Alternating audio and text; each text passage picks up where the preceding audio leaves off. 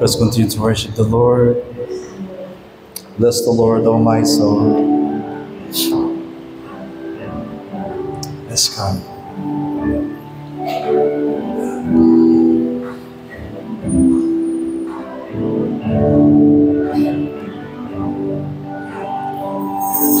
Bless the Lord, O my soul, and O my soul, and worship His holy name. Sing like never before, oh my soul, I worship Your holy name. The sun comes up, it's a new day dawning. It's time to sing Your song again. Whatever may pass and whatever lies before me, let me be singing when the evening comes. Bless the Lord, oh my soul, oh my soul, and worship His holy name.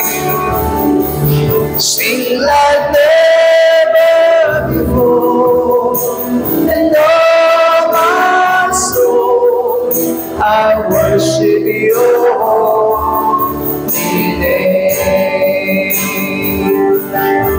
And You're rich in love and You're slow to anger.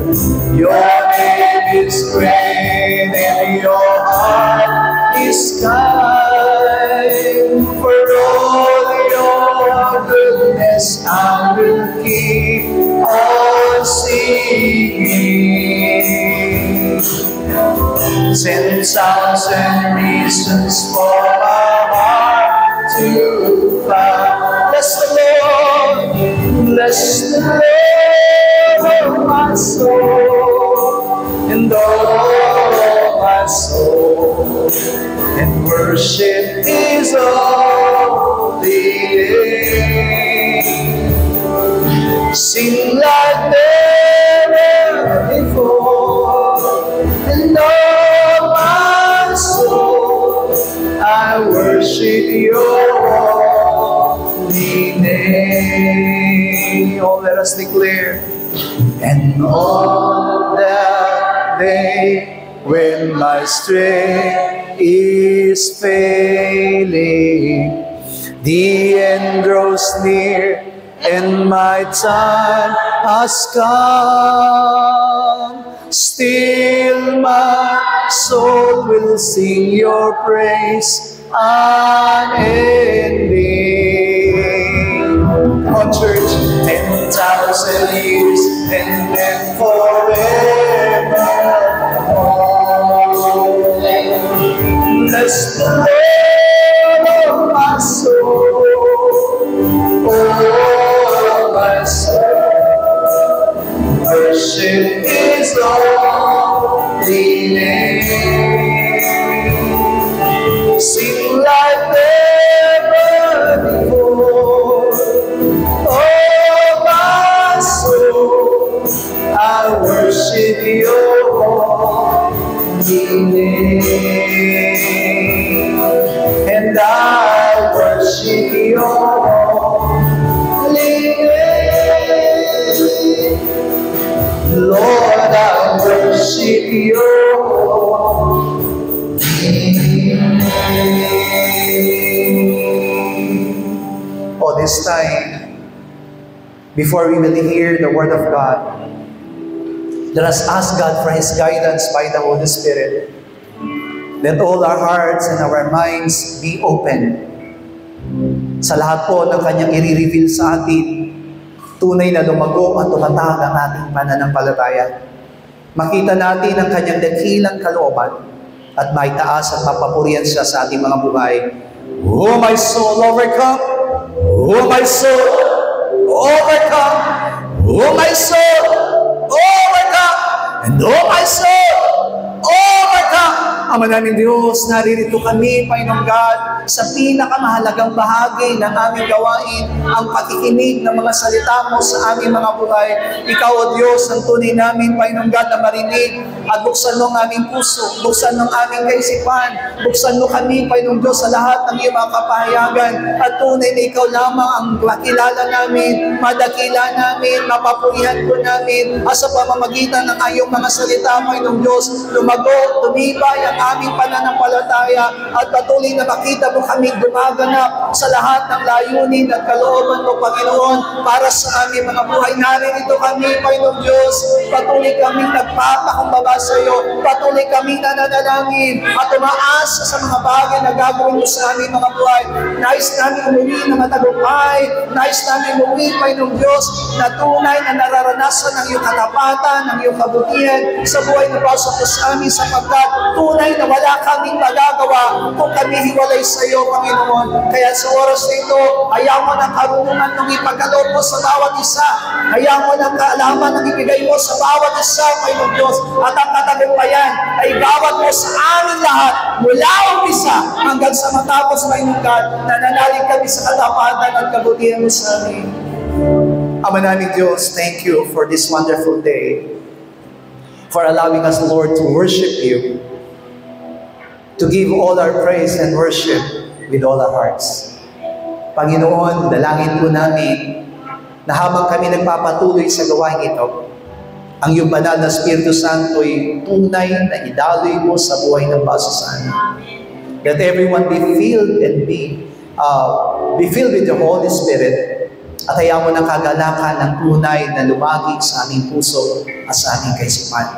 Ano man ang aming mga pinagdaraanan, hayaan mo ito'y malimutan namin sa pamamagitan ng iyong mga pangako at lubos kaming manampalataya sa iyo.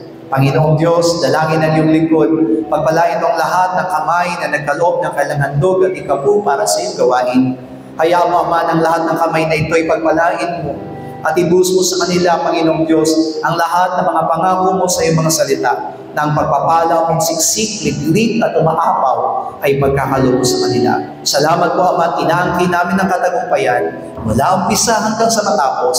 Maingat namin ibinabalik ngayon sa iyo ang pinakamataas sa papuri, pagsamba at ang aming paglalahati sa pangalan mo ng aming Panginoong Jesus. Amen. Palakpakan po natin ang ating Diyos na buhay. You may all be seated.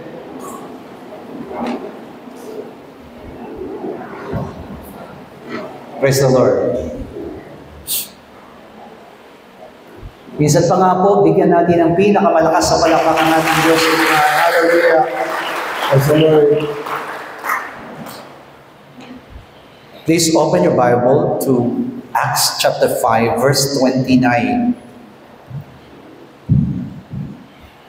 We will read it twice. Isa lang pong verse ang ating babasahin, but we will read it twice. Dalawang beses po natin babasahin. Gawa, Kabanatang 5, talata po'y 29, sabay-sabay.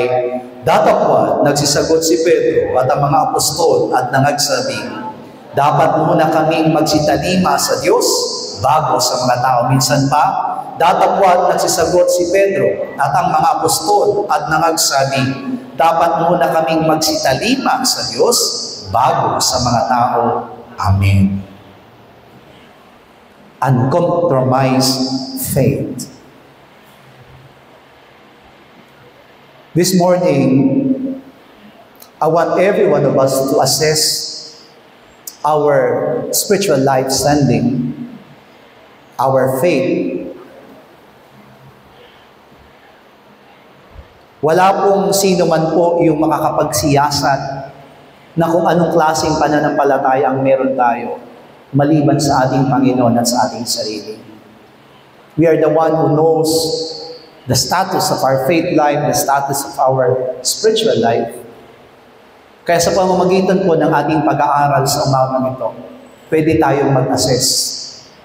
Pwede nating makita, pwede nating suriin pwede nating i-test kung gaano na po yung ating pananampalataya, kung ano na pong klase ng spiritual life meron ang bawat isa po sa atin. We are only reading chapter 5, verse 29 of the book of Acts. But to contextualize the verse, the chapter which we have read from chapter 5 of the book of Acts is the beginning of the church persecution. Iyan na po yung umpisa ng mga alagad po ay nakaranas po ng mga pagsubok at pag-uusig. Hindi dahil sa mga bagay na kanilang ginagawang personal, kundi dahil po doon sa paglilingkod at pangangaral nila ng salita ng ating Panginoon. Hindi po sila inuusig dahil sila po ay nagkasala, pero sila po inuutas ng lahat ng mga tao sa kanilang kapaligiran because they want to obey and follow the Lord Jesus Christ. Wala silang ibang hangarin kundi ang sumunod sa ating Panginoon. Wala silang ibang hinahangad kundi ang gawin ang kalooban ng ating Panginoon na siyang iniwan sa kanila ng ating Panginoon at that time. Kaya naman, the persecution begins with them. Yung salita mismo ng ating Panginoon sa kanila, kung ako'y inuusig, kayo rin ay usigin. At kung ako'y dinala sa patayan o para patayin, ganun din ang gagawin sa inyo. And the disciples of the Lord experienced at this time, from chapter 4 of the book of Acts, kaya nga po tinawag yung mga aklat ng mga gawa. Sapagkat yan na po yung umpisa na kung saan wala na po ang ating Panginoong Jesus sa piling ng mga alagad, personal, pero kasama nila ang Panginoon na gaganap sa mga gawa niya, itinalaga sa kanila ng ating Panginoon. They have to start the ministry which the Lord Jesus Christ entrusted to them. At ito na yung umpisa na wala na po silang pagkakatiwalaan kundi yung kanilang pananampalataya. Wala na po silang ibang magiging rason para hindi nila gawin ang isang bagay sapagkat hindi na nila kasamang personal ang ating Panginoon. And they have to live with their faith. Kailangan na silang mamuhay na natagla yung pananampalatayang ibinigay, ipinagkaloob ng Panginoon sa kanilang mga buhay. And they can test. Amen? Kaya nga po sabi ko sa inyo, pwede na nilang suriin yung sarili nila, anong klaseng pananampalataya na ba talaga meron sila. And we can see from the verses, kung magbabasahin po natin ang the whole chapter, wala na po silang pag-agam-agam sa kanilang mga sarili to heal sick people. Wala na po silang tinatawag na pag-aalinlangan na nararanasan sa kanilang mga buhay kapag nakakakita po sila ng mga taong uhaw sa salita ng Diyos. They are the one who will speak. Sila na po yung nangangaral, sila na po yung nagtuturo, sila na po yung nagpapagaling ng lahat ng may mga karamdaman. At ang layunin po nila hindi pasayahin ang mga tao, kundi ang layunin po nila ay maganap yung ipinapagawa sa kanila ng ating Panginoon. Their government is the Lord. Ibig sabihin, lahat ng bagay na inuutos sa kanila ng ating Panginoon, yun lamang yung nasa puso at isipan po nila. But, there's a problem. Ano yung naging problema nila? Ang naging problema po nila, fear versus faithfulness. Kasi di po ba, kung titingnan po natin yung binasa natin talata, ipinaglalaban mismo ni Apostol Pedro, magsisintalima muna kami sa Diyos. We will obey God before men. Sinabi nila mismo na kami magsisintalima muna, susunod muna sa Diyos bago sa mga tao. Ganon katapang. Yung kanilang pananampalataya, hindi lamang nila ipinapakita na meron silang pananampalataya, kundi pinapahiwatig nila na yung kanilang pananampalataya merong tapang. But of course, unless they will overcome fear, they cannot be faithful to the Lord. Kapag hindi nila na-overcome yung takot na meron po sila, kasi di ba, meron din silang pangamba. Tandaan po natin, itong mga alagad ng ating Panginoon, nagdaan po sila doon sa tinatawag na takot. Kasama nila ang Panginoon sa kalagitnaan ng unos, pero nagkaroon sila ng takot. Kasama nila ang Panginoon, pero nung merong inaalihan ng demonyo, hindi nila napalayas ng demonyo, kundi kailangan din ng ating Panginoong Yesus. Nung nagkaroon ng tinatawag na gutom doon sa 500 at 400 katao, wala silang magawa. Kailangan nila ang Panginoon. Pero ngayon, wala na silang aasahan. Because the Lord already left everything to them. Bago umalis ang ating Panginoon, the power, the authority, amen po ba? Yung kapangyarihan, yung otoridad, ipinagkaloob na sa kanila. Di ba sabi ng ating Panginoon, lahat ng otoridad, lahat ng kapangyarihan ibinigay sa akin, ngayon ay ibinibigay ko sa inyo. Kaya yung mga alagad at that time, wala tayong magagawa. Tayo na magtatrabaho. Tayo na ang kikilos ngayon. At naniniwala ako na ito yung makikita po nating mensahe ng ating Panginoon sa bawat sa atin. Because even now, all Christians, many among Christians, cannot overcome fear versus faithfulness. Mas nananaig minsan yung takot kaysa doon sa katapatan. Amen? Hindi nila nararanasan yung katapatan nila kasi punong-puno sila ng takot.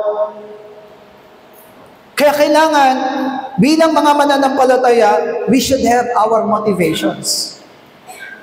Kailangan meron tayong motivations sa buhay ng bawat atin as a true believers. And our motivations will drive our faith and spiritual life. Yung motivation na meron po tayo, alam niyo po ba yung motivations? Ito yung parang motor, parang itong makina na ilalagay natin sa sarili natin. Ito yung magsisilbi na magiging kalakasan natin, magmo-motivate, magpapalakas, magbibigay sa atin encouragement para ipagpatuloy natin yung pananampalataya, yung mga bagay na ipinapagawa ng Panginoon sa bawat isa po sa atin. That's why motivation is very important.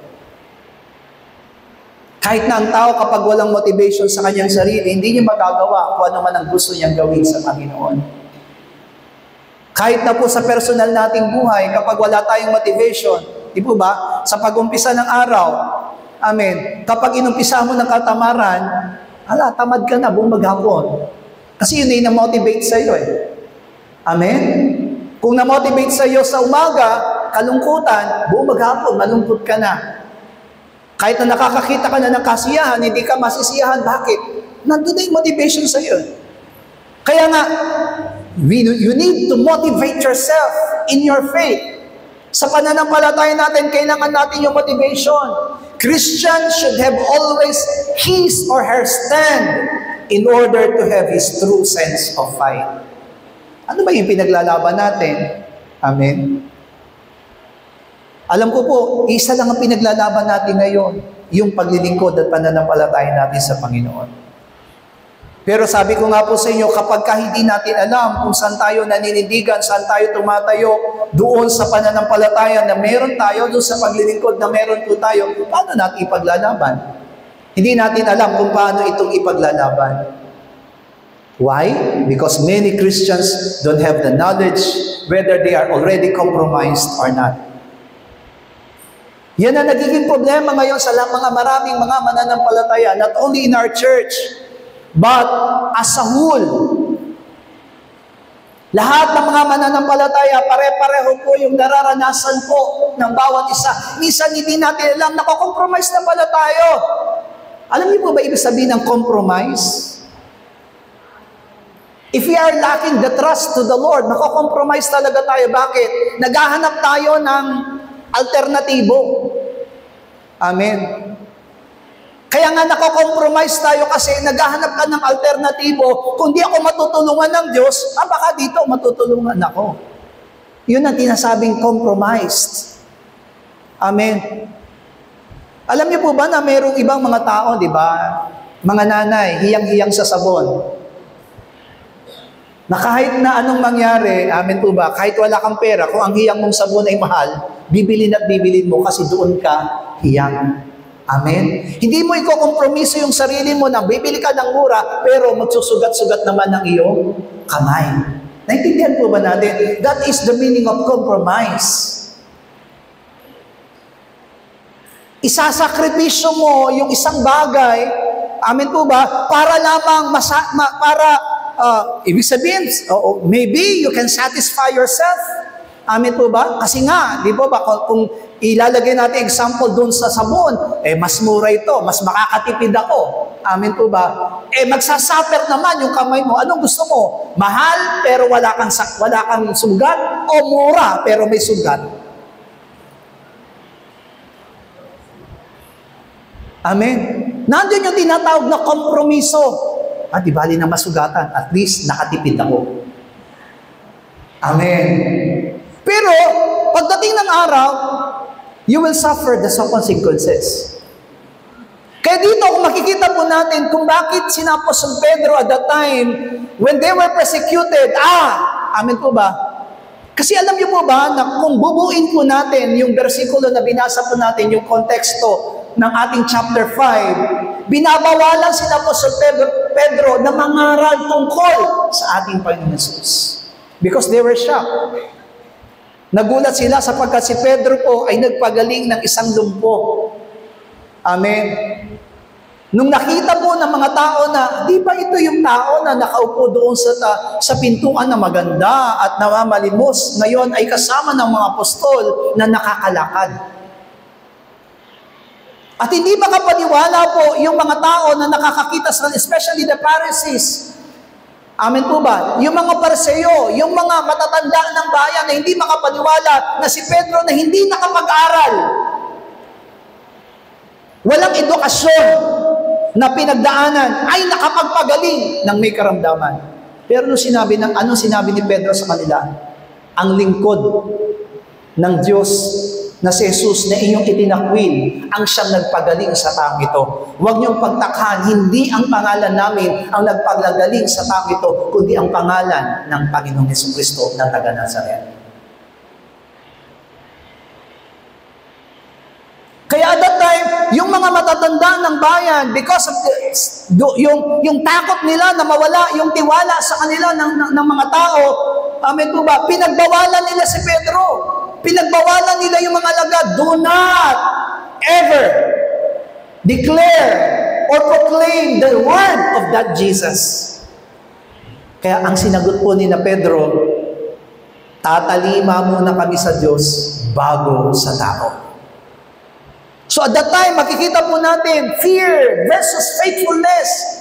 Mas nalaig yung kanilang katapatan sa Panginoong Jesus kaysa doon sa takot. Dahil alam po natin, kapag nilabanan nila ang mga Pariseo, kapag nilabanan nila ang matatanda ng bayan, isa lang ang magiging ganap. Ano po yun? Kamatayan. They can be killed. Pwede silang mamatay. Pero makikita natin dito sa pinagdaanan ni Apostol Pedro, isang tao, amin po ba, na nagtatapang-tapangan, pero dumating ang araw na itinatwa niya ang ating Panginoong Jesus. But this time, He conquered the fear. Makikita po natin, napapatunayan ni Apostol Pedro na napagtagumpayan na niya yung takot na minsan na niyang pinagdaanan. Aminin natin, lahat tayo may takot. Amen? At yung takot na yun, minsan, hindi natin ito kayang i-overcome sa buhay ng bawat sa atin. Alam nyo, kaya nga, minsan, kahit na sinabi at ipinangako na ng Panginoon na pinagaling na tayo sa karamdaman, dahil sa takot, ninenervyos tayo sa karamdaman natin. At yung nervyos mong yun na nagdadagdag ng sakit, ng karamdaman sa iyong katawan. Amen. Imbis na sabihin mo na pinagaling na ako ni Jesus, kapag may nararamdaman ka, natatakot ka na mamamatay na yata ako. Amen. O lahat ng may takot. Amen. Na-assess na nyo yung sarili. O nga, no? Minsan ganun. Wala naman tayong kalabang Pariseo, pero ang kalaban natin mismo, sarili. Our old self. Ano ba yung old self natin? Yung old self natin, walang pananampalataya. Sabi mo sa katabi mo, huwag ka nang mamuhay sa lumang pagkatao.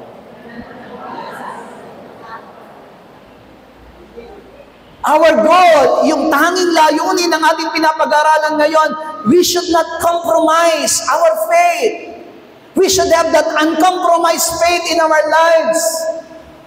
Na kahit na po maraming mga tao na maaring magtangay sa atin, mga malalapit na tao, mga ang tawag ito, may pangalang tao, may sinasabing mga tao. Pero sabi katulad ni Apostol Pedro na sinabi niya, tatalima muna kami sa Diyos bago sa mga tao. Kaya kapag tayo, di naman Kristyano, wala tayong kaalaman kung nakokompromiso na tayo o hindi pa, I think, every day our lives is normal. Ang magiging palagay natin sa buhay po natin, my life is normal. Amen. Walang problema. Kasi wala naman tayong alam kung nakompromiso na tayo o hindi. Pero kapag ang isang Kristiyano, sensitibo sa kanyang buhay pananampalataya, sa kanyang spiritual life, sensitibo siya kung ano na nangyayari, babantayan niya, nakokompromiso na ba ako o hindi? Our preaching today is not to judge everyone, sapagkat naniniwala kong lahat tayo may kahinaan. Pero kung hindi natin sasalingin ang kahinaan po natin, mas lalo tayo magiging kompromiso sa ating pananampalataya. Kaya kung hindi po tayo magkakaroon ng stand, kung hindi tayo magkakaroon ng paninindigan sa ating mga pananampalataya, kung hindi natin makikita yung kahalagahan ng meron tayong pananampalataya, paano natin ito ipaglalaban? There is the work of the devil everywhere. Saan man tayo pumunta, amen, tandaan po natin, basta sa sanlibutan, nananaig ang gawa ng kaaway. Amen?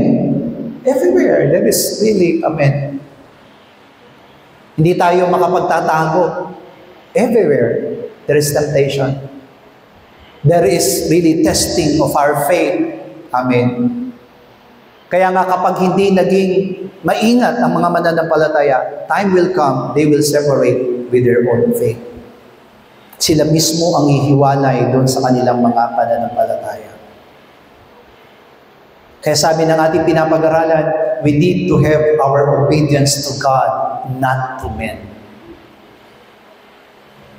Ilagay na natin sa puso't isipan po natin ngayon bilang mga mananampalataya, ang Diyos ang aking susundin at hindi ang tao. Sabihin nga po natin, ang Diyos ang aking susundin at hindi tao. Amen. Paano kung ang taong yun ay magulang mo? Paano kung ang taong yun ay asawa mo? Paano kung ang taong yun ay boss mo sa trabaho? Di po ba? Alam niyo po ba na hindi gumagamit si Satanas ng mga basta-basta lang? Amen? Satan is using a great rank of people. Ang ginagamit po ni Satanas ng mga tao ay yung mga taong malapit sa atin. Mga taong hindi natin minsan kayang tanggihan. Hallelujah? Kasi di ba, kung yung mga taong ayaw natin ang ibibigay ni Satanas, madali nating tanggihan. Tama po ba? Kasi makita mo pa lang siyang malayo, lalayo ka na. Pero paano kung ang taong ilalapit sa iyo ni Satanas ay ang taong hindi mo kayang iwasan? Paano? So you have to stand with your faith, with the truth that you have in your life. At sasabihin mo sa sarili mo, ang Diyos ang susundin ko, hindi ang tao. Kaya si Apostol Pedro, just as Peter and other disciples, they know whom they will give their faithfulness. Kilala nila. Amen. Minsan ang bumagsak, tandaan po natin, minsan ang bumagsak si Apostol Pedro. At hindi napapayagan ni Apostol Pedro na muli siyang maibagsak ng kaaway. Amen? Naranasan na ni Apostol Pedro na nahiwalay. Nanangis na po si Apostol Pedro doon sa kanyang naging kamalian sa Panginoon. Hindi siya naniwala na ito magagawa mo sa akin, Pedro, ang sabi ng ating Panginoon Jesus. Kaya kailangan pangalagaan natin yung ating pananampalataya. Because only faith, only our faith can please our God. Yung tanging pananampalataya lamang po natin ang pwedeng maging kalugod-lugod sa harapan ng Panginoon. Kung sa kasuotan lang natin, pwedeng bigyan ng kaluguran ng Panginoon. I think we can buy every day. Pwede tayong bumili ng mga kasuotan na maaring kalulugod ng Panginoon sa bawat sa atin. Kung haircut lang, ang pwedeng maging kalugod-lugod sa harapan ng Panginoon. Amin po ba? Di baling gumastos na tayo ng mahal na paggugupit, basta't maging kalugod-lugod lamang tayo sa Panginoon. But no, it is not our outside appearance. God is looking for our hearts. Ang tinitingnan ng Panginoon sa atin ay ang ating mga puso. Ang tinitingnan ng Panginoon sa atin yung ating pananampalataya. Hebrews chapter 11 verse 6, at kung walang pananampalataya ay hindi maari maging kalugod-lugod sa Kanya, sapagkat ang lumalapit sa Diyos ay dapat sumasampalatayang may Diyos at Siya ang tagapagbigay ganti sa mga sa Kanya ay nagsisihanap. Kaya nga, kung may pananampalataya tayo sa ating Diyos, ipaglalaban natin yung pananampalataya natin yun at hindi natin nahayaang makompromiso yung pananampalataya na meron tayo sapagkat yan lamang yung tanging meron tayo na maaaring maging kalugod-lugod sa harapan ng Panginoon. Now it's time for us to depend our faith more than our righteousness. Matuto na natin ngayon, amin po ba, bilang mga mananampalatayang lumalago sa paglilingkod at pinalalago ng mga pagsubok na dumarating sa ating mga buhay. Amen. Matutunan na natin ipaglaban yung pananampalataya natin because the end is near. We need to fight and depend our faith rather than our righteousness. Minsan kapag nanaig yung katwiran natin, mas pakikinggan natin ang tao kaysa sa Diyos. Pero kapag ang pinaglalaban po natin at ang pinagrarangalan po natin ng Diyos, mas ipaglalaban po natin yung pananampalataya natin rather than our own righteousness. Tandaan po natin, walang ibang binibilang ang Diyos sa ating mga buhay kundi pananampalataya. God is searching our hearts if the faith is still there or not.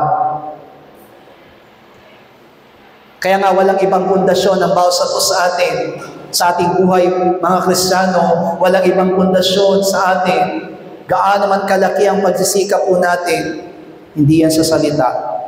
Hindi sa mga bagay na ginugugol po natin, nakasalalay ang lahat sa pamamagitan ng ating pananampalataya. Bakit? Sapagkat walang makakaantig ng puso ng Ama na nasa langit, kundi ang ating pananampalataya. Whenever we pray, whenever we worship, di po ba, kailangan gawin natin ang may faith. Ang sabi niya po sa Pablo, things that we do without faith is a sin. Lahat daw ng bagay na gagawin natin ang walang pananampalataya ang kasalanan. That's why whether you're eating, di ba? Whether you're eating or drinking, do it for the glory of the Lord. Bakit? Kasi ang hinahanap ng Panginoon pananampalataya. Kapag aawit ka, umawit ka ng may pananampalataya. Kapag ikaw ay mananalangin, manalangin ka ng may pananampalataya. Bago ka lumuhod sa Panginoon, sa pananalangin, siguraduhin mo muna may pananampalataya. Kasi masasayang lang. Hindi didinggin ng Panginoon ng iyong panalangin. Tandaan natin, yung sinabi ng Panginoon, kinalulugdan ng Diyos ang isang tao dahil lamang sa pananampalataya. Kaya hindi natin pwedeng kompromiso ang pananampalataya natin. That is the most precious thing that we have in our lives. Pinakamahalagang bagay na meron tayo ngayon, hindi ginto, kundi pananampalataya. Hallelujah. Hindi kayamanan. Ang pinakamahalagang meron tayo na hindi kayang bilhin ng sinuman ay ang ating pananampalataya. Hallelujah. O, di ba? Totoo po, sa mundong ito, maaaring masasabi natin, if we will compare ourselves to unbelievers, maraming mga hindi mananampalatayang mayaman. Amen. Katulad na nagpapagawa ng condominium sa tabi ng church. Amen. Sobrang yaman siguro ng may-ari niyan. Amen po ba? Just we're thinking. Amen po ba? Magkano kaya na-spend niya sa isang building na yan? Meron na po siyang 3 building dyan. Magkano kaya na-spend niya sa 3 building na yan? Sobrang yaman niya. Amen. Pero kung ang may-ari po ng mga building na yan, kahit na sobrang yaman, kung walang pananampalataya, do you think God will be pleased? Dahil malulugod ba sa kanya ang Panginoon? Dahil ang yaman-yaman mo, nalulugod ako sa iyo. Amen? Kung ang kayamanan po ang magiging kalugod-lugod sa Panginoon, kawawa tayong mahihirap. Kasi hindi natin maabot yung kaluguran ng Panginoon dahil wala tayong kayamanan. Pero buti na lang, napakasimple lang hinihingi ng Panginoon, pananampalataya. Sabihin nga po natin, pananampalataya. Kaya kung ikukompromiso natin yung pananampalataya natin, di ba? Sinayang mo yung pagkakataon na para kalugdan ka ng Diyos. Isinugal mo yung pananampalatayang hinahanap sa iyo ng Panginoon. Kaya napakahalaga po to assess yourself now sa buhay ng basa sa atin. Kailangan natin i-assess yung sarili po natin. Yung pananampalataya ko ba nakokompromiso dahil lamang sa pakikinig ko sa ibang tao?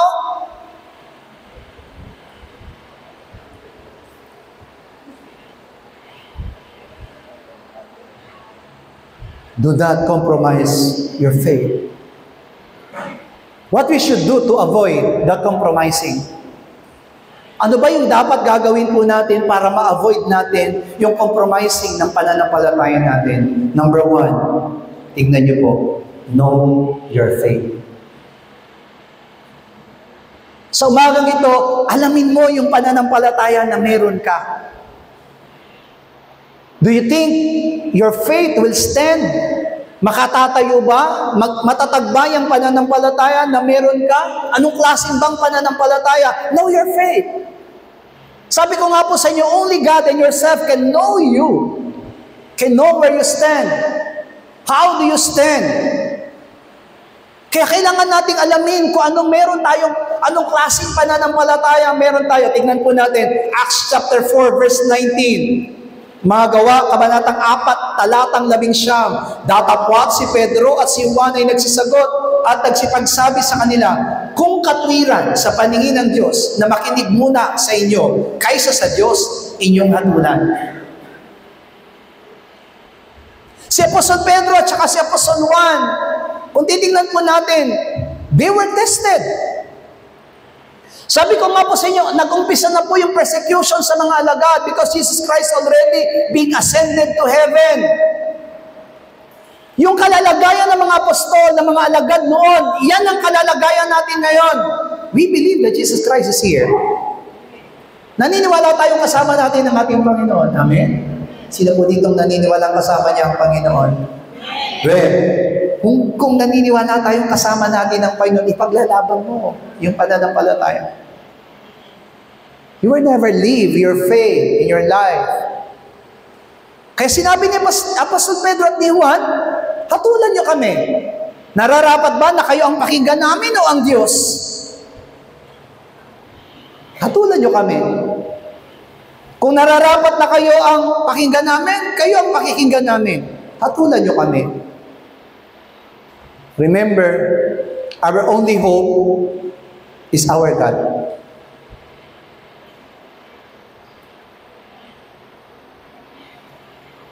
Kanina, sinearch ko yung sa Google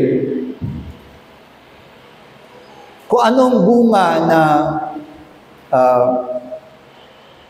masasabi nating anong bunga ng punong kahoy yung matatag sa kabila ng mga unos, sa kabila ng mga pag-uusig, sa kabila ng mga problema na nararanasan. And nakita ko na iba't ibang klase pala sa iba't ibang bansa, kapag kasi-search mo yon, iba't ibang bansa, iba't ibang bunga rin ng prutas ang kahit na anong bagyo na dumating ay tutubo at mamumunga siya. Alam niyo po ba na kung bakit nagalit ang Panginoon sa puno ng higos? Nung tumapat siya po na walang bunga. Di po ba? Sinumpa niya kagad eh. The fig tree. Amen? At that time, yung mga alagad, hindi po nila alam na seryoso ang Panginoon na sinumpa niya yung puno eh. Nung sinabi niya, simula ngayon, wala nang makakatikim sa iyo ng bunga. Amen? Kala niya la joke. Kasi isipin mo ba naman, Panginoon, yun yung kinakausap puno. Pero buti pa yung puno, marunong makinig. Amen? Sabi mo nga sa katabi mo, hindi ka puno. Tao ka. Kaya ang tao nakikinig. Amen? Hallelujah?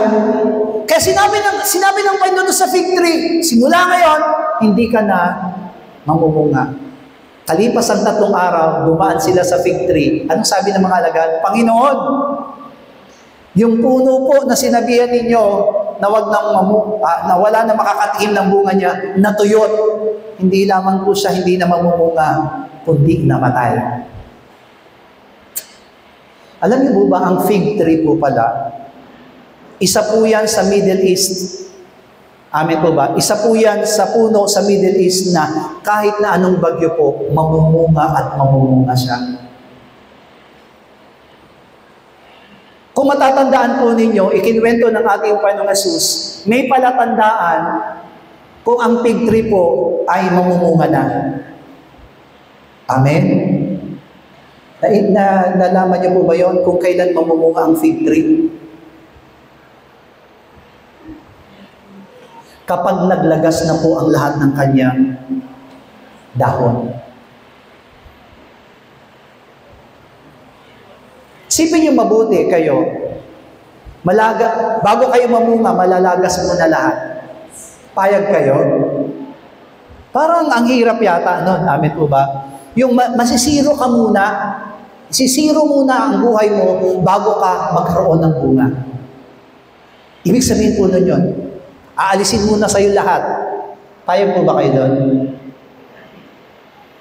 Kasi alam ko po, tayo as much as possible, meron na tayo, gusto pa natin madagdagan. Amen? Walang sino mang tao po ang gustong mawalan. Amen? Hallelujah? Pero sabi ng Panginoon mismo, ang sino man itanggi ang kanyang sarili, magi ang kanyang kayamanan dito sa lupa, ang siyang magkakaroon. Ang nag-aalaga daw at nangangalaga ng kanyang buhay, ang siyang mawawalan. Ngunit ang magbibigay ng kanyang buhay para sa Panginoon, ang siyang magkakaroon. Hallelujah. That is the fig tree. Malalagas lahat muna ng kanyang, sabi ko, kaya na-compare ko po siya. Sa Pilipinas, meron din kanyang klase ng puno. Bago mamunga, malalagas muna ang mga dahon. Alam niyo po yun? Siniguelas. Totoo po yun. Ang siniguelas po, hindi mamumunga hanggat merong dahon. Kapag nawala na po lahat ng kanyang dahon, alam mo na, magbubunga na siya. Hallelujah. Amen.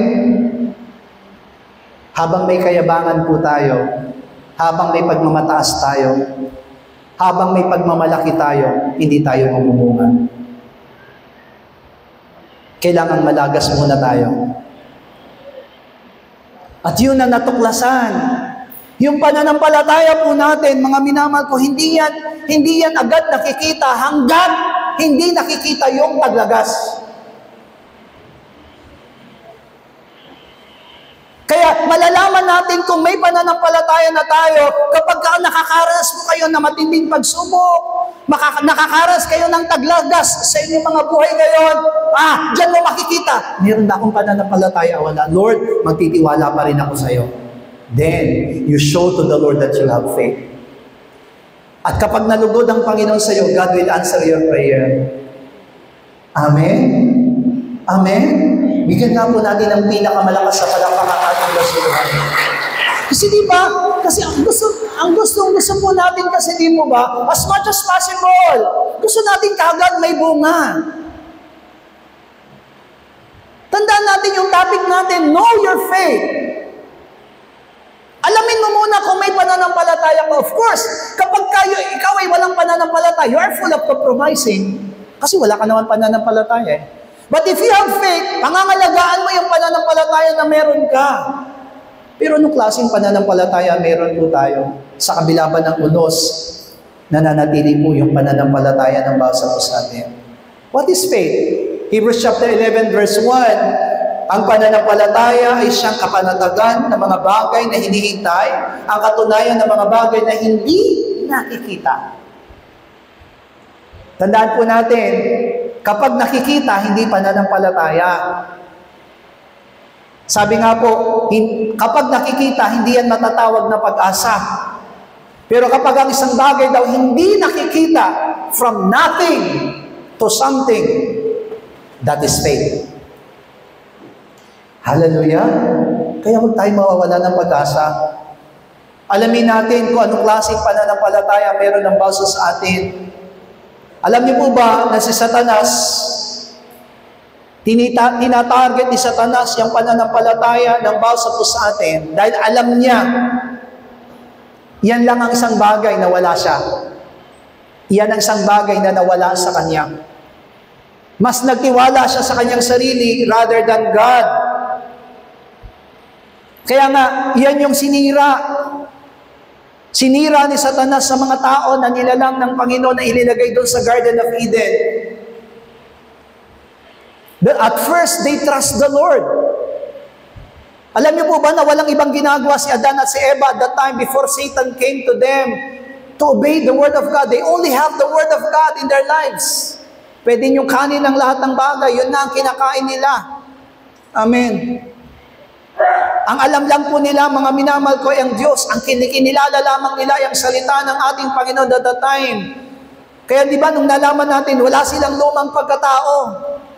Walang bahid ng anumang kasalanan sa kanila before Satan came. Walang anumang bahid ng kasalanan sa kanila. They were pure. Nakakatuwa sila, naked sila, pero wala silang malisya. Ngayon, may mga damit na ang tao, puno-puno pa tayo na malisya. Tama, di ba? We can see the difference. Paano kaya natin may babalik yun? Amin po ba? May babalik na yun. How our minds is very pure.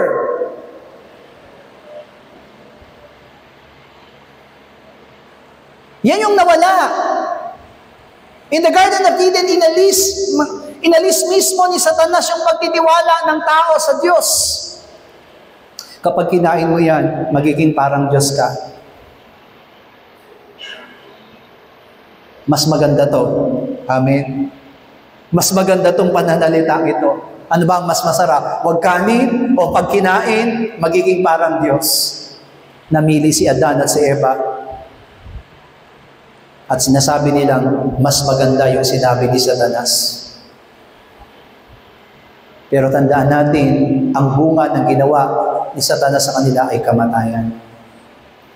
Death. Siguro, nung hindi namatay si Eva at si Adan physically, hindi totoo, hindi ako namatay. Amen? Yes, hindi naman sila namatay physically. But their spirit already separated from the Lord. It dies. Kaya yan ang struggle natin ngayon. Totoo po na nakikinig tayo ng salita ng Diyos, but our spirit remains dead. Kaya kahit anong tinatanggap nating salita ng Diyos, tingnan nyo, walang nangyayari sa pananampalataya natin. Yan ang nakakalungkot sa mga mananampalataya. We are attending the church, we are attending the worship service, nakikinig tayo ng mga worship song, nakikinig tayo ng mga sermons sa YouTube. It is really good. But, ang tanong, nababago ba? Napapalago ba? Nagbubunga ba yung pananampalataya na meron ng bawat sa atin? Kaya nga, di ba, mas nakakahanga po yung magnanakaw na nakasama ng Panginoon doon sa krus. Kasi bago siya mamatay, pinangakuan na siya ng Panginoon dahil sa kanyang pananampalataya, from now, today, you will be with me in paradise. Nakakatuwa na yung magnanakaw. Bakit? Hindi na siya makakagawa ng kasalanan. Nakapako na siya eh. Amen? Samantalang tayo. Nakikinig tayo ng salita ng Diyos, but right after we hear the Word of God, we do sin. Kaya kailangan maipako tayo doon sa krus kasama ng ating Panginoon. Kasi alam niyo po, baka pag nakapako ka na, wala ka na magagawa para sa sarili mo. Amen? Because why? Your hands was already nailed. Amen po ba? Makapagnakaw ka pa ba? Hindi na. Nakapako na yun kay Kristo. Kaya kailangan maipako tayong kasama ng ating Panginoon. Know your faith. Alamin natin yung pananampalataya natin. Suriin natin yung pananampalataya ng bawat sa atin. Alam ni Satanas, wala tayong magiging buhay kung wala tayong pananampalataya. At alam din ni Satanas ng puwersa ng mananampalataya ay faith. The power that we have is only faith. Hallelujah. Can you see Satan? Kung nakikita lang natin sa Satanas, I think bugbog sarado siya. Pero alam niyo po ba, ang tanging panlaban natin kay Satanas? Pananampalataya. Kaya kung wala tayong pananampalataya, how can we fight? That's why fill your mind with the Word. Fill your hearts with the Word of God. Dahil kapag punong-puno ng salita ng Diyos, di ba? Romans chapter 10 verse 17, ang pananampalataya ay nagmumula sa pakikinig at pakikinig ng salita ng Diyos. Faith will not come unless you will hear the Word of God. Kaya kung anong sasabihin ng Diyos, yun lang ang ating susundin. Amen? Sabihin nga po natin sa bagang ito, ang Diyos ang aking susundin bago ang tao. Ang Diyos ang aking susundin bago ang tao. Means, if you know your faith, you will not compromise it. Alam mo yung pananampalataya mo. Alam mo kung saan ka naninindigan sa iyong buhay. Hallelujah? Alam mo yun.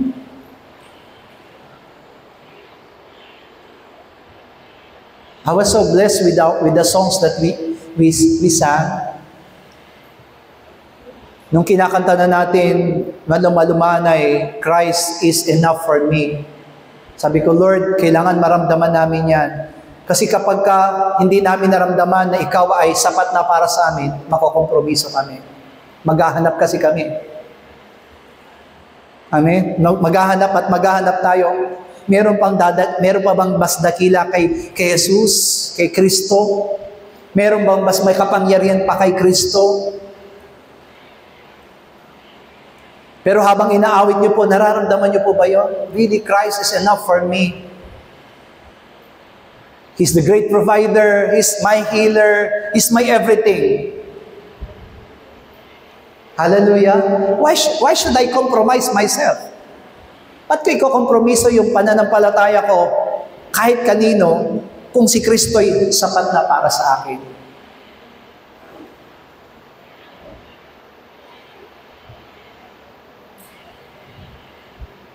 So, kung titignan po natin, even in the songs, God expresses and God revealed His Word to every one of us. Kaya katulad ni Apostol Pedro, sinabi niya, magtitiwala at tatalima muna kami sa Diyos bago sa tao. I will not compromise my faith. Ibig sabihin niya, I will not compromise my faith. Kahit na anong mangyari, I will not compromise my faith. Malit lamang tayong kawan, pero naniniwala akong mahal ng Diyos ang Philippine Holy Joint Church. Hallelujah. We are not big church. We are not rich church. Hindi tayo mayamang iglesia. Amen. Pero naniniwala tayo, mahal ng Diyos ang iglesia po natin. Dahil ipinapahayag niya ang salita ng Diyos sa loob ng ating iglesia. Number 2, choose to obey God. Katulad ni Apostol Pedro at ng ibang mga apostol, pinanindigan nila, mas pinipili namin ang Diyos kaysa sa tao. Amen? Di ba, pwede tayong mamili ng ulam. Pero alam niyo po ba na minsan sa pamimili natin ng ulam, mas gusto natin yung paborito natin kaysa sa ibang masasarap.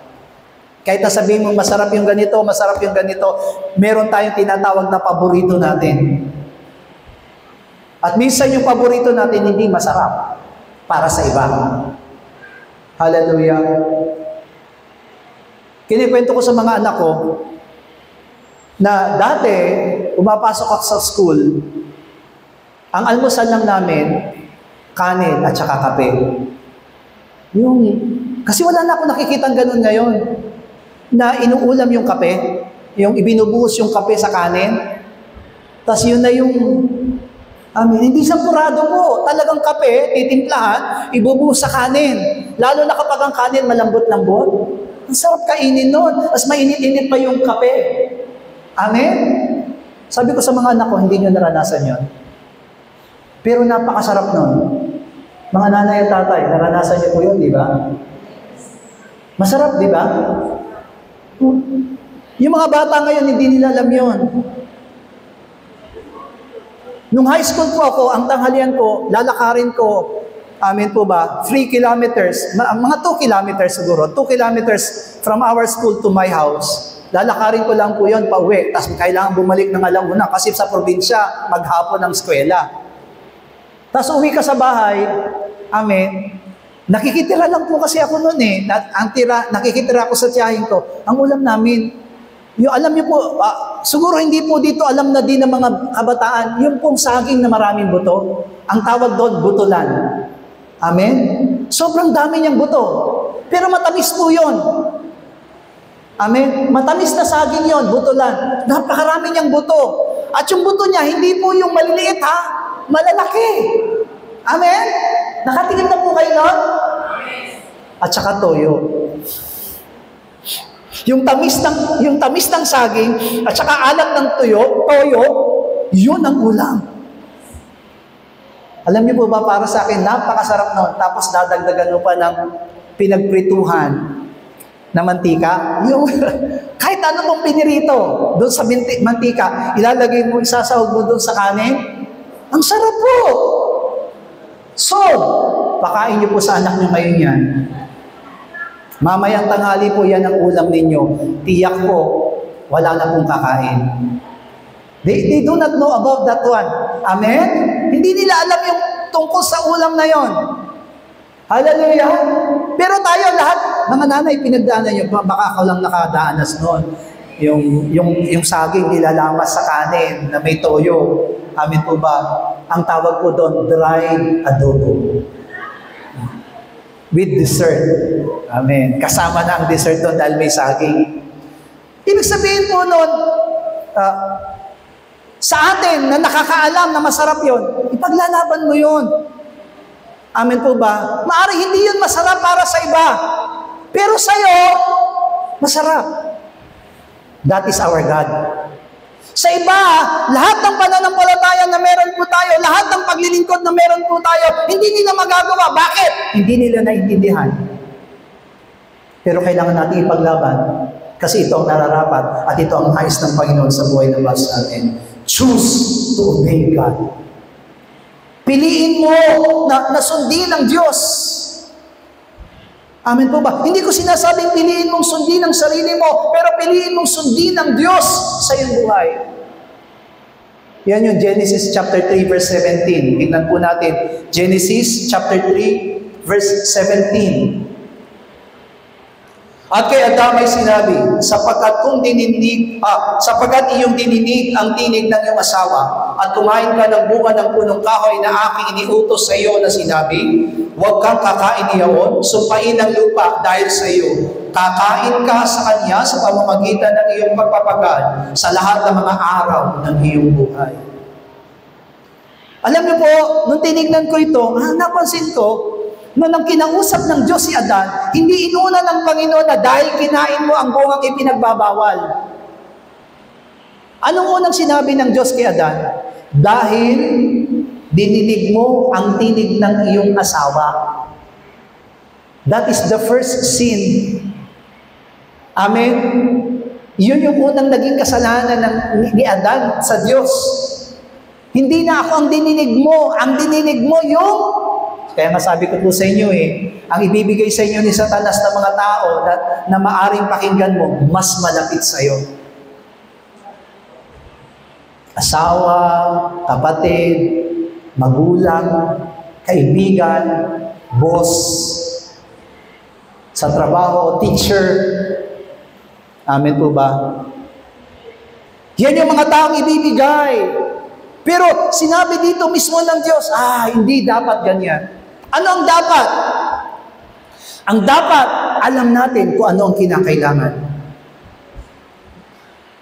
You will choose to obey God because you know that you need God.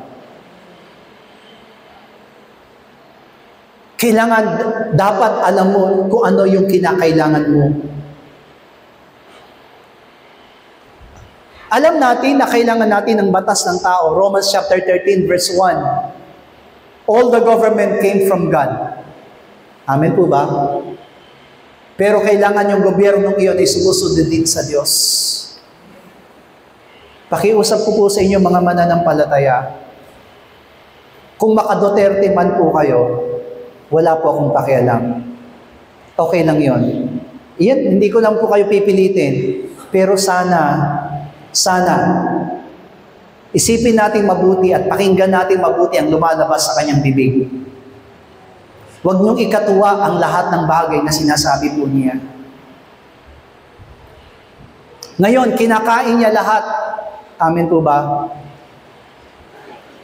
Nung sinabihan niyang hangal ang Diyos, that is very sobrang, I'm not judging him. Kasi wala pa siyang pananampalataya. Amen po ba? Pero, tingnan natin mabuti, mga minamahal ko. Hindi dapat niya sinasabi yon. Alam niyo kung bakit niya sinabihang hangal ang Diyos? Sabi niya, kung hindi ka ba naman hangal, bakit hinayaan mo mamatay ka sa krus? At ipako ka, sabi niya. Hangal ka, sabi niya. Sabi niya, hangal ka, Diyos. Sabi niya, bakit? Sabi niya, bakit sinabihan niyang hangal ang Diyos? Kasi sabi niya, ikaw ba naman? Bakit mo sinasabihan kami may kasalanan na nasa tiyan pa lang kami? Hangal ka. You're foolish, God, sabi niya. Kaya mga minamahal ko, alalahanin natin lahat yung mga bagay na yan. That is really against God. Pinapanalangin ko sana makakilala siya sa Panginoon. Na dumulog siya sa Panginoon. Dahil naniniwala ko na kung halimbawa si Duterte pupunta dito sa church, I will accept him.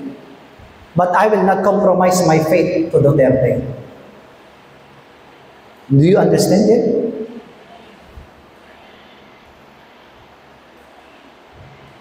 Kaya diba, nag-post ako sa Facebook, tama na magandang ipakita natin ang tapang. Dapat lamang po na dapat maging matapang tayo.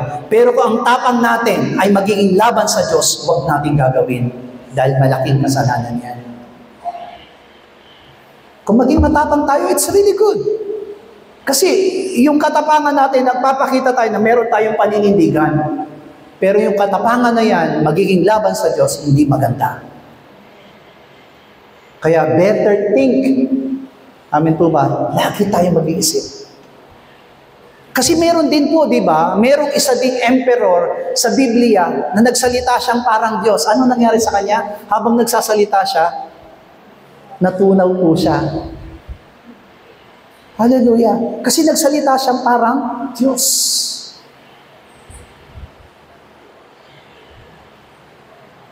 Kaya kailangan siyasatin nating mabuti lahat.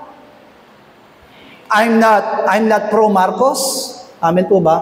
But I respect him because he's our president. Actually, I do not vote him. Hindi ko siya binoto. Pero, dahil siya na yung presidente, kailangan ko siyang igalang. Hindi ko siya iginagalang dahil siya iba si Marcos. Iginagalang ko siya dahil siya inupo ng Diyos. Naintindihan po ba natin? I'm not pro. Baka sabihin na, si Pastor pro. Hindi. Ni minsan, hindi po ako nagsabi sa inyo kung sinong iboboto natin. Pero kailangan natin mag-isip. Kasi yung ibang mga tao, sumasama sila kung saan mayroong marami. Hindi lahat ng marami, tama. Kundi may tama. Hallelujah! Kaya sa pinapag-aralan po natin, choose to obey God. Even in this election, you need to pray. Kailangan mong manalangin sa Panginoon, Lord, help me to write those people. Sino ba talaga yung pinipili? Panalangin mo, Panginoon, ito ba? Kung ito yung pinipili mo para iluklok, kayo na pong bahala dito, Lord. Hindi ako. Hindi yung gusto ko, yung gusto mo, Panginoon. Amen. Kapag pipili tayo ng iluluklok natin this coming May, amen po ba? Iluklok mo yung gusto ng Panginoon. Paano malalaman, Pastor, kung gusto ng Panginoon? You prayed it. Amen po ba? Halimbawa, pinili mo, ito pinili mo, hindi nanalo. Ibig sabihin, hindi ka looban ng Panginoon. Pero Pastor, yung ayaw mo, yun ang nailuklok. Niloob ng Panginoon. Sinabucodonosor nga eh. Sa totoo, hindi po siya mananampalataya, pero inupo siya. Tandaan po natin, ang Diyos ang nag-upo sa kanya bilang hari. If God's will. Pero tignan niyo po, bandang huli, ginamit ng Diyos si Nabucodonosor para i-save ang Israel. That's why, you need to think about it. Amen po ba? Hindi yung mga taong gusto lang natin. Amen? Choose to obey God.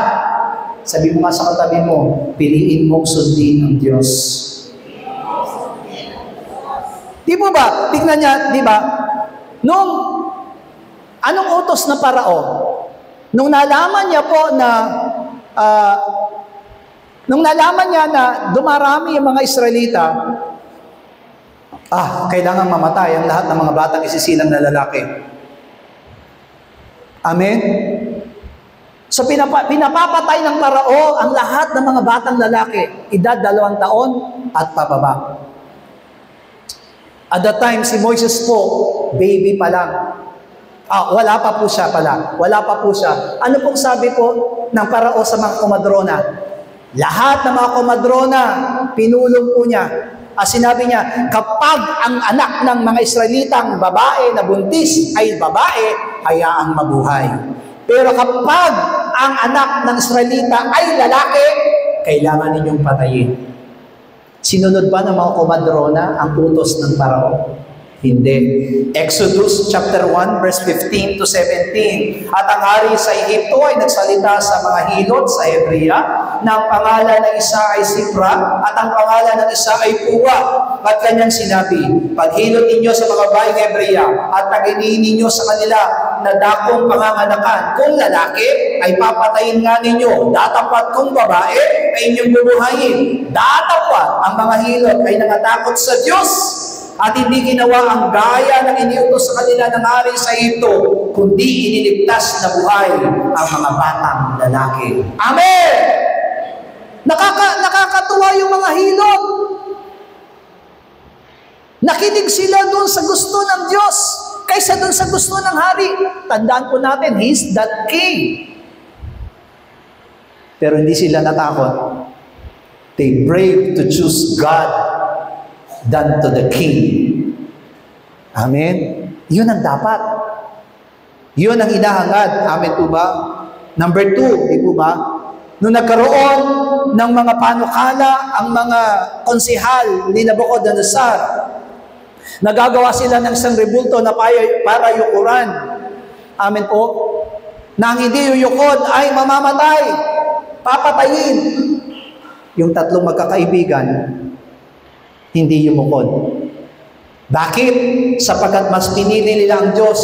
Daniel chapter 3 verse 16 to 18. Si Shadrach, si Meshach, at si Abednego ay nagsisagot at nagsabi sa hari, O Nabucodonosor, kami ay walang kailangan na magsasagot sa iyo sa bagay nito. Narito, ang aming Diyos, ang aming pinaglilingkuran, ay makapagliligtas sa amin sa mabangis na hurnong nagdiningas at iniligtas niya kami sa inyong kamay, O Hari. Ngunit kung hindi, talasasin mo, O Hari, na hindi kami maglilingkod sa iyong mga Diyos, ni magsisamba man sa larawang ito na inyong itinayo. Sabi niya, tulungan man kami o hindi ng aming Diyos, hindi kami sasamba at yuyukod sa inyong itinayo na larawang ginto. They choose to obey God. At the time, di ba, hindi pa rin nila alam kung maliligtas sila doon sa hurno na yon, doon sa pinainit na 7 beses na hurno. Pugon, sa ibang salita. They never know. Hindi nila alam, but they choose to obey God. Sabi, nakakahanga sila na kahit hindi kami tulungan ng aming Diyos. Ibig sabihin, kahit na masunog sila at that time. Amen? It's okay with me. It's okay with us. Bakit? Sapagkat mas maganda na sinunod namin ng Diyos kaysa sa inyo. Yan din ang nangyari kay Daniel nung ipagbawal po na sila'y manalangin. Amen. Yan po ay nasa Daniel chapter 6 verse 5 up to 10. Anong ipinagbawal noon? Walang mananalangin sa ibang Diyos. Bawal mag-prayer. Amen. Sabihin nga po natin sa katabi natin, bawal mag-prayer. Nakangiti ba yung katabi mo o hindi?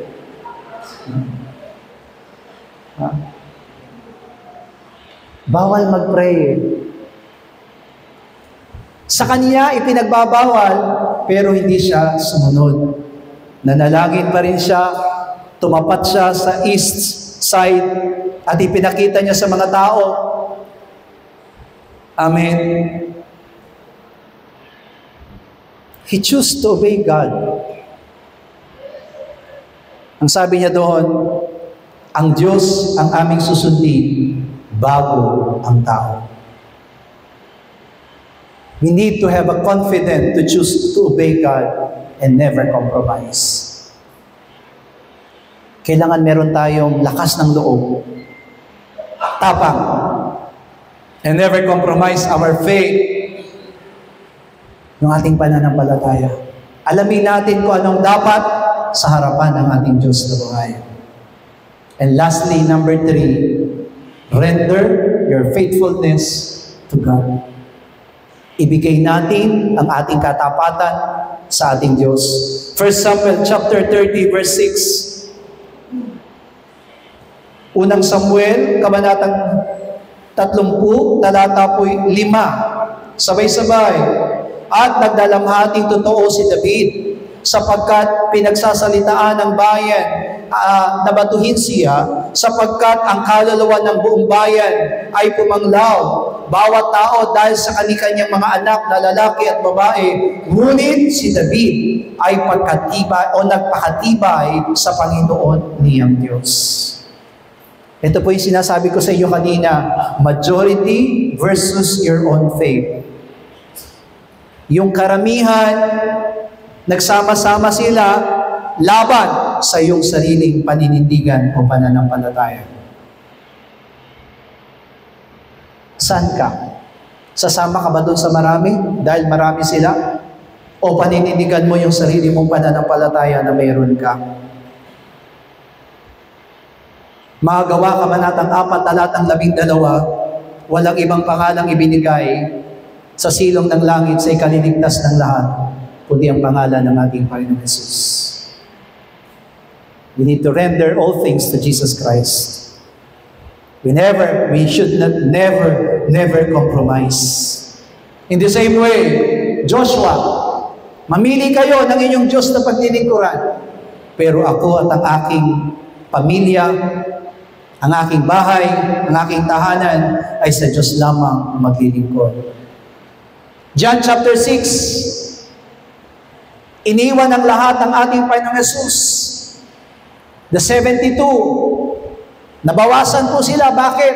Nagsialis sila nung sinabi ng Panginoon, eat my flesh and drink my blood. And the Lord Jesus Christ asked the disciples, the 12 disciples, will you also go away? Aalis din pa kayo? Anong sagot ni Pedro? Where will we go? Saan kami pupunta? Nasa iyo ang salita ng buhay na walang hanggan.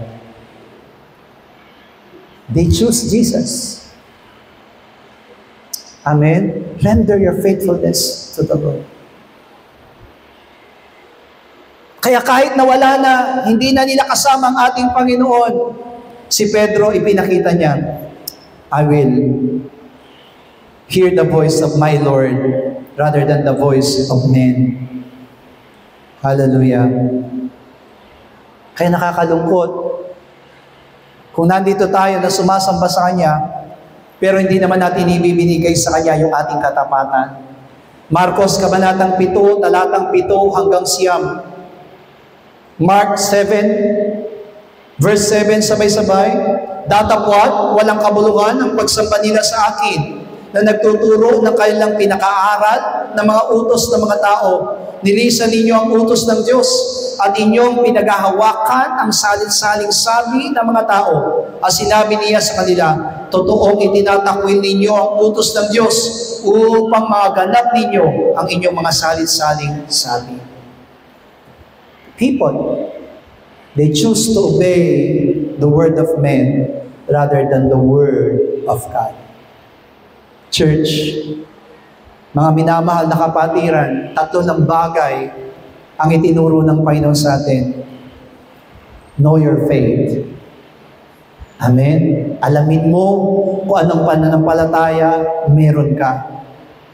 Choose to obey God. Piliin mo na sundin ang Diyos. At pangatlo, render your faith only to God. Your faithfulness to God. Amen? Bilang konklusyon, sa pinag-aaralan po natin, kahit gaano pa kababa, kahit na anong bumagsak sa paligid natin, amen, kahit sinong tumanggi sa iyo o siraan tayo, magagawa ng Diyos na palakasin ang bawat isa po sa atin. He's the one who is really our strength. Siya lamang yung tutulong at siya ang gagabay sa bawat sa atin. Sabi nga po, be steadfast in your faith and do not compromise. Manatili po tayo. Amen. Panatilihin natin yung ating pananampalataya at huwag makipagkompromiso. Bakit? Revelation chapter 14, verses 8 to 13. Pahayag, Kabanatang 14, talata po'y 8 hanggang 13, sabay-sabay.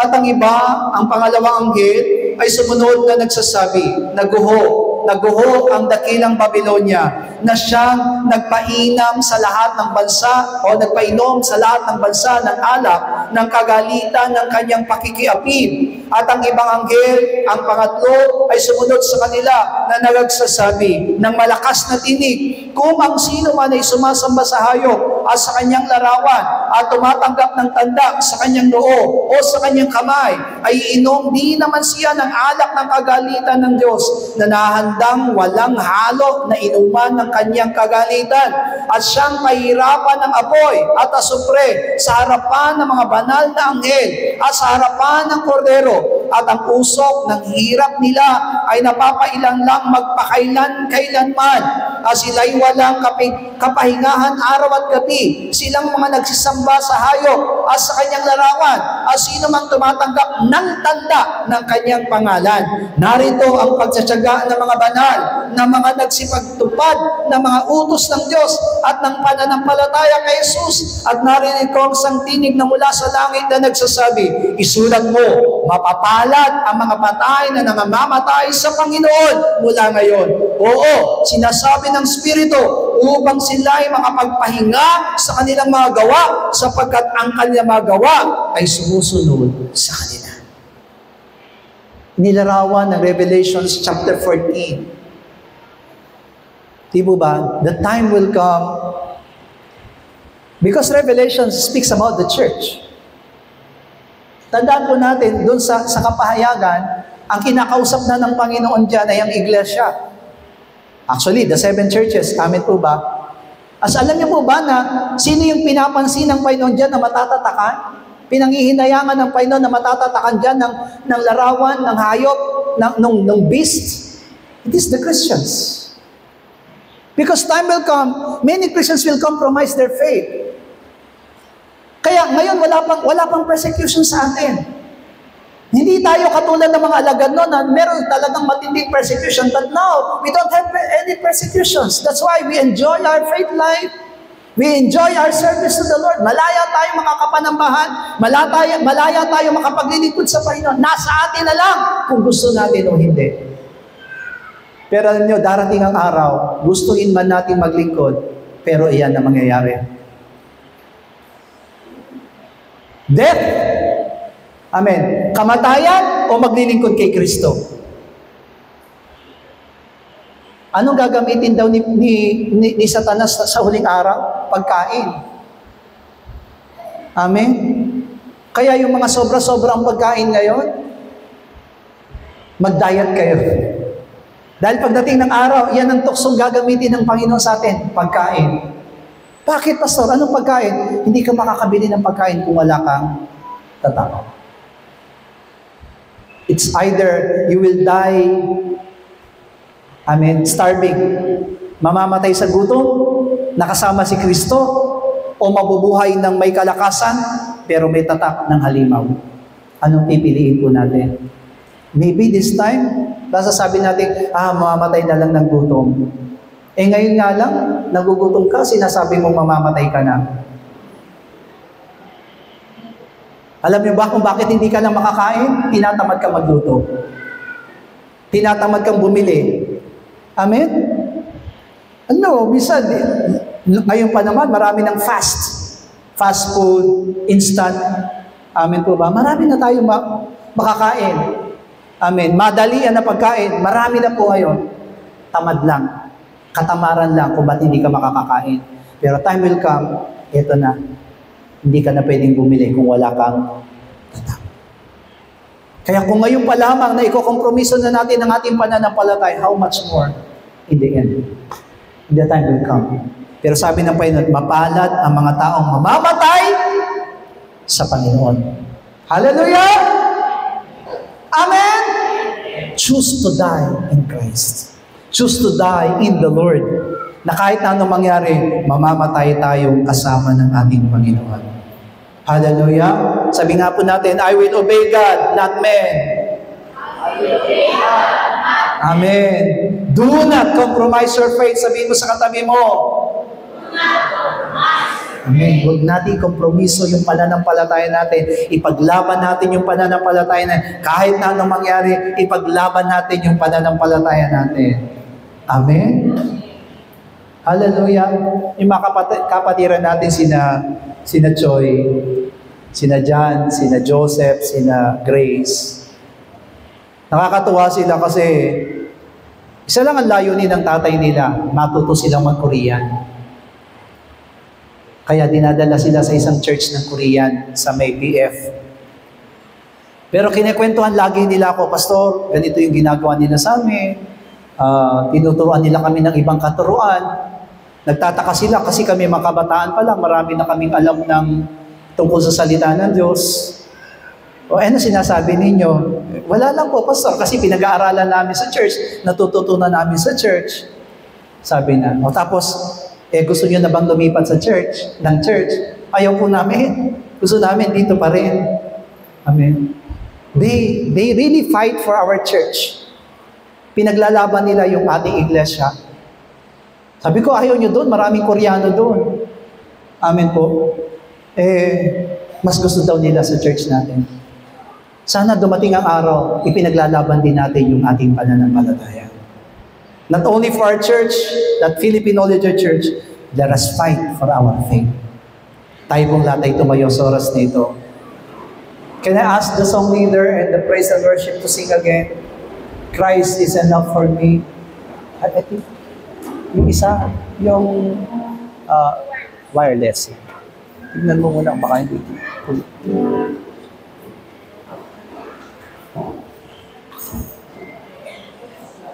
Minsan pa po awitin natin ang awiting ito.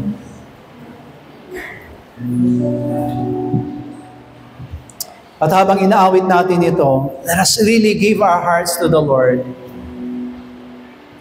Kung nararanasan natin na ikokompromiso natin minsan ang ating Panginoon, ang ating pananampalataya, pero habang inaawit natin ang awiting ito, magkaroon tayo ng paninindigan that you're really enough for us. Hallelujah. Praise the Lord.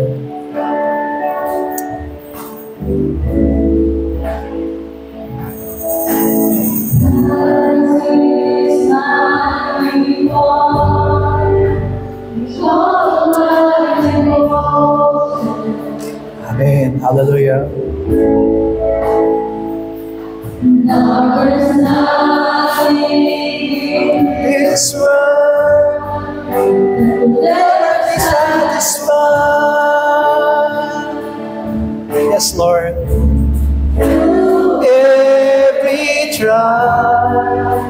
soul is sing, turning back, He set free. Come on, church. Christ is yes, Lord. Christ is enough for me. Everything I need is in you. Everything I need. Minsan pa po.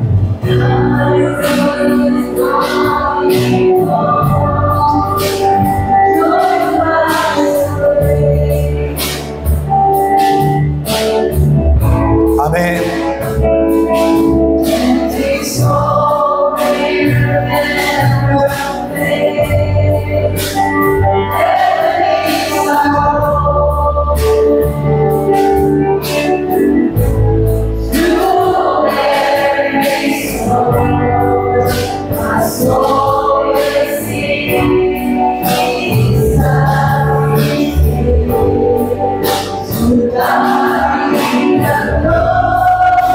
Oh, let us shout to the Lord. Christ is enough for me. Christ is enough for me. Everything I need is in you. Everything I need. Christ is Amen. Come on, church. Christ is enough for me. Everything I need is in you. Everything with all the hearts, Christ is enough. Christ is enough. Hallelujah.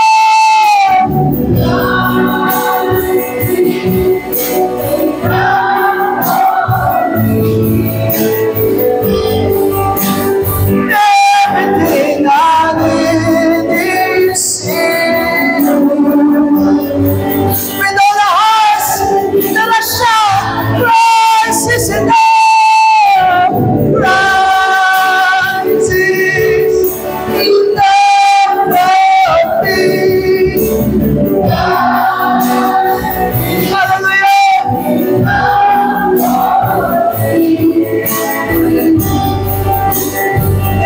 Everything I need is in without instruments, awitin natin ito. Christ is enough for me. Christ is enough for me. Everything I minsan pa mo is in you.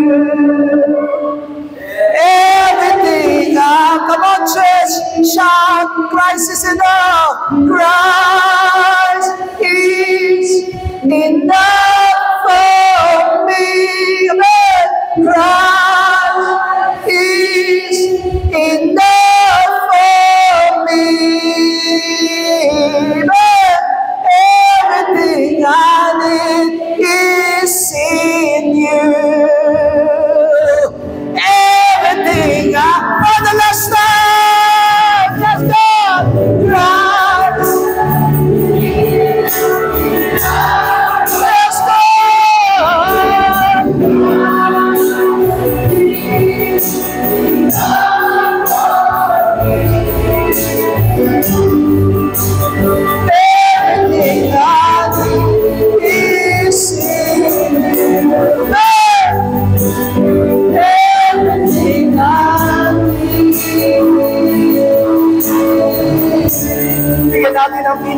sa palakpakan ating Diyos sa buhay.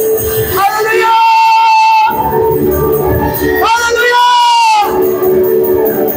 Oh, let us pray all together na hindi makompromiso ang ating pananampalataya, kundi may maglaban natin ito hanggang sa muling pagparito ng ating Panginoong Jesus. Oh, my soul, overcome! Oh, my soul! Oh, my soul! Overcome! And oh, my soul! Overcome! Ama namin Diyos, tunay nga po na kami po'y nagpapasalamat sapagkat niloob mo na ikaw ay aming makilala.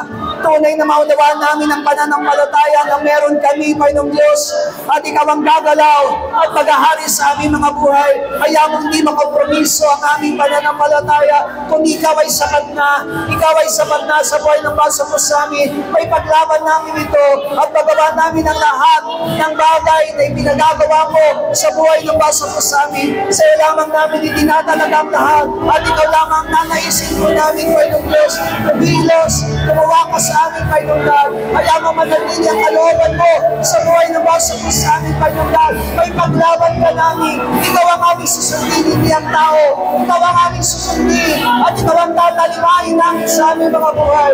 Gumawa ka, kumilos ka, magbala ka sa buhay ng basa mo sa amin. Sa'yo lamang namin itinatalaga ang lahat, Panginoong Diyos. Salamat po, Panginoong God. Tunay na napakabuti mo sa amin. Tuliin ang iyong dakilang pangalan. Father God in heaven, thank you, Lord God, because you understand all our weakness. Nariyan ka pa rin, Ama, na umuunawa sa amin. Nagbibigay sa amin, Panginoong Diyos, ng pagkakataon upang masiyasat namin ang aming mga kalalagayan bilang iyong mga mananampalataya. Panginoong Diyos, huwag mo hayaang mawala ang pananampalataya sa aming mga puso. Huwag mo nga hayaan, Panginoong Diyos, makompromiso kami sa mga bagay na gawa ng kaaway, Panginoong Diyos. Hayaan mo ikaw lamang ang aming pakinggan, ikaw lamang ang aming sundin, ikaw lamang, O Diyos, ang maghari ng lubusan sa aming mga buhay. Mula bata hanggang sa pinakamatanda, Panginoong Diyos, na naririto sa loob ng iglesia, uwi kami, Panginoong Diyos, ang tanging susundin namin na ikaw, at ikaw, Panginoong Diyos, ang laging papaghariin namin sa aming mga buhay. Lord, salamat po sa mga pagtutuwid at pagtuturong ginawa mo at ginawa mo para sa amin. Naway maging bunga kami, Panginoong Diyos, ng mga pagsubok na dumarating. Maging bunga kami, Panginoong Diyos, sa kabila mga kapigapian at mga pagsubok at mga pag-uusig na nararanasan namin. At ang bungang iyon, Panginoong Diyos, ay pakikinabangan ng iyong iglesia, pakikinabangan ng iyong gawain. Salamat po aming Panginoon. Maingat namin ibinabalik sa iyong papurit pagsamba sa pangalan po ng aming Panginoong Jesus. Amen! Palakpakan po natin ang ating Diyos sa buhay. You may all be seated. Now we will give our special offering and pledges to the Lord.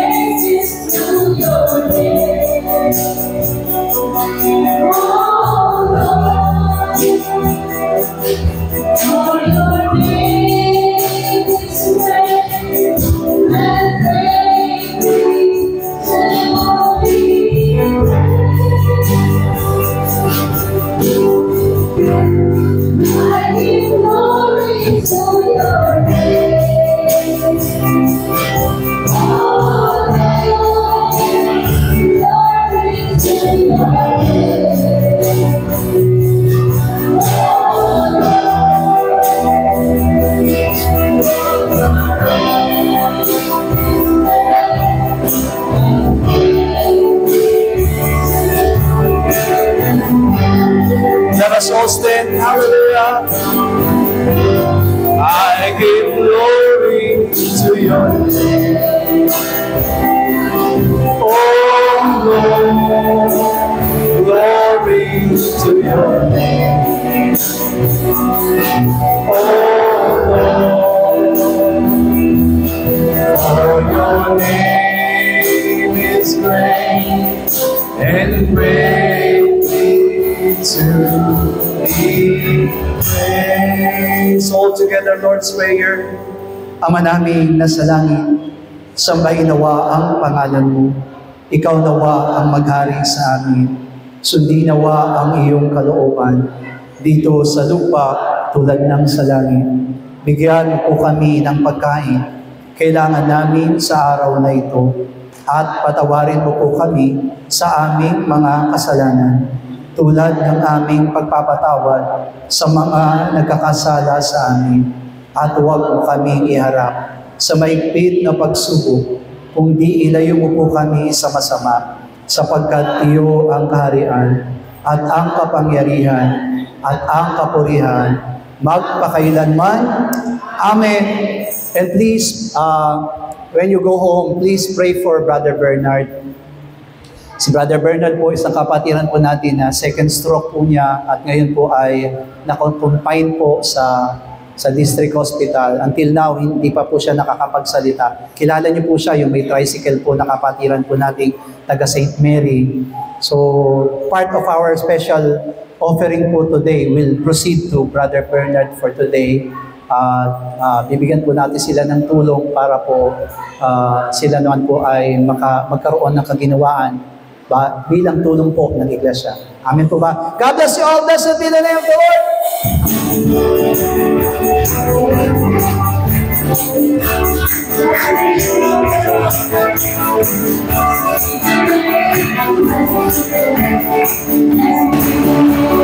Thank you.